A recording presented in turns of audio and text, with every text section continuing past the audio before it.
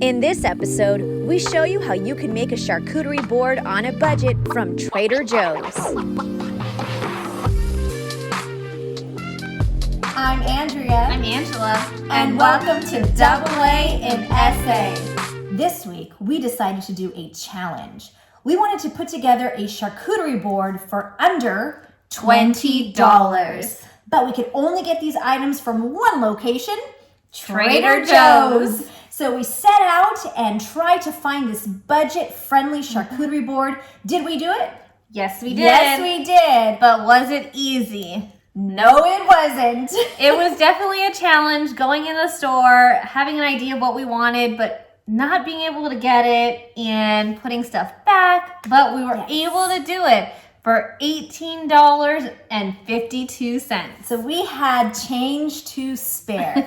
We definitely had to get creative, and we learned a couple of lessons about charcuterie board as we ventured out into town and tried some all across San Antonio and Bernie. We tried a bunch of charcuterie boards over this fall and winter. We of course stayed safe and had most of these outdoors, or we brought them home. So as long as you have your meats and cheeses, it's considered a charcuterie board. That's pretty much the base. So some places added nuts to it. They added jams or jellies. They added pita bread, crackers.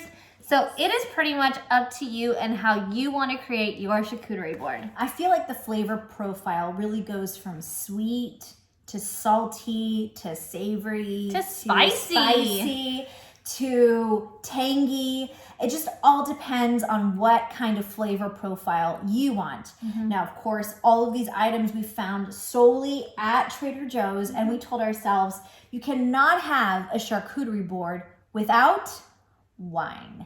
So pairing the wine with the charcuterie board is also sort of an art form. If you're gonna have a board that's really salty or savory, you might want to pair it with something that's a bit lighter and sweeter. So join us on our making of our charcuterie board. So here are all the items that we picked up at Trader Joe's, and now for a breakdown of each item. The meat was definitely the most expensive item, coming in at $5.99. The cheeses were the second most expensive items, coming in at $4.49. This third item was our wild card item, and it definitely made this charcuterie board special and unique to us. We got the chili spiced mango, dried mangoes, coming in at $2.49. This totally made the board. Highly recommend. Then our fruit, we wanted grapes, but grapes were too expensive and would have pushed us overboard. So we got 2 kiwis, 98 cents total for those, and 1 green apple for 69 cents. We thought we'd add some fig butter to our board, and this came in at $2.49.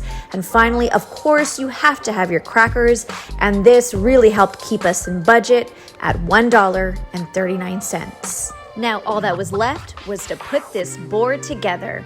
There's really no rhyme or reason to how you should put the items on your board.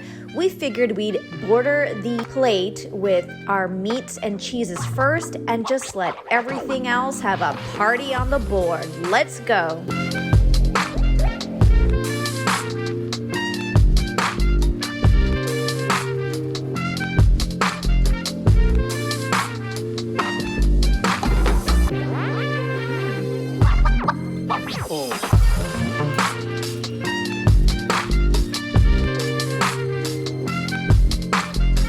That was so much fun to put together. It was so fast and easy.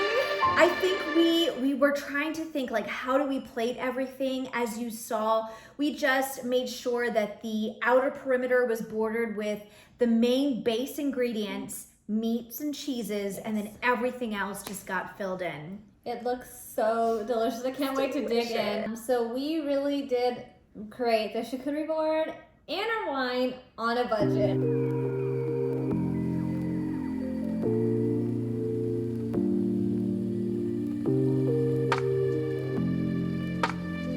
So cheers to the new year. Thank you so much for joining us. We're so happy that you were able to follow us along this journey of putting together a charcuterie board on a budget. Let us know if you create your own. Send us pictures. We would love to see them. And thank you for watching this episode of Double A and S